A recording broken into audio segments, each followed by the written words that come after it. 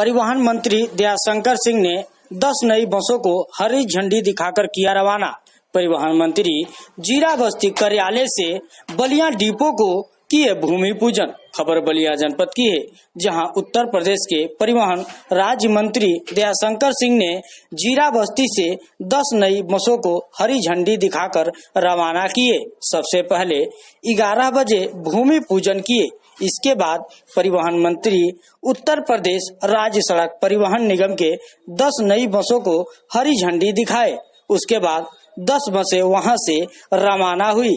10 नई बसों को शामिल होने से अब क्षेत्रवासियों को आवागमन में काफी सुविधा मिलेगी। वहीं आसपास के जनता का कहना कि 10 नई बसें खुल जाने से अब यात्रा करने में काफी सुविधाजनक महसूस होगा।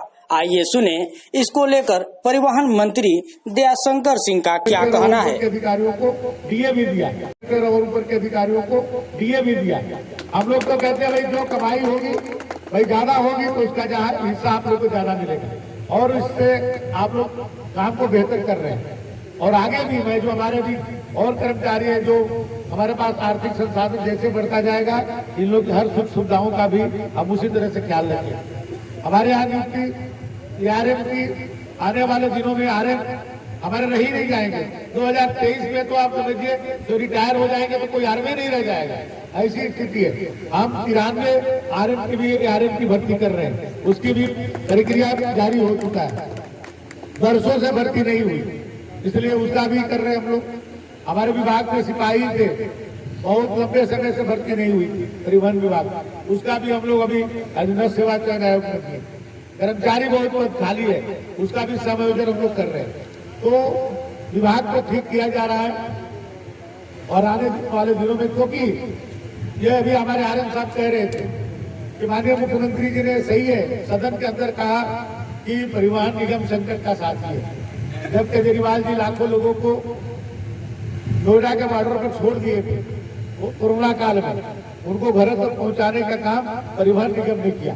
जब लोग घरों से नहीं निकलते थे, कोई भी प्राइवेट वाहन नहीं चलते थे, लेकिन हमारे ड्राइवर और कंडक्टरों ने अपनी जान को जोखिम में डाल करके उन लोगों को घर तक पहुंचाने का काम किया।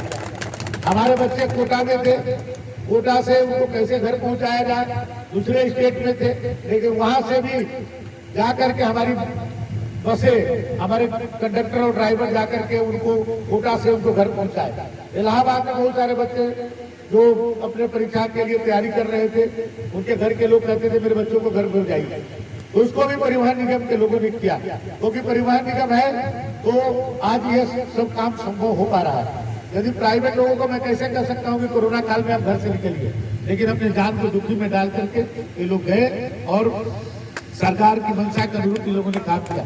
इसलिए योगी जी कहते हैं कि संकट के साथ था, इसलिए और इसको सुदृढ़ करना है और मजबूत करना है।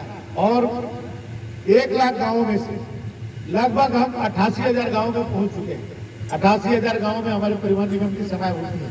केवल 12,200 गाँव ऐसे बचे हैं जहां पर हमारी परिवहन निगम की बसें नहीं जाती। उसमें से भी हम अभी 5,000 गाँव में अभी हम इस योजना में एक वर्ष के अंदर हम जा रहे हैं।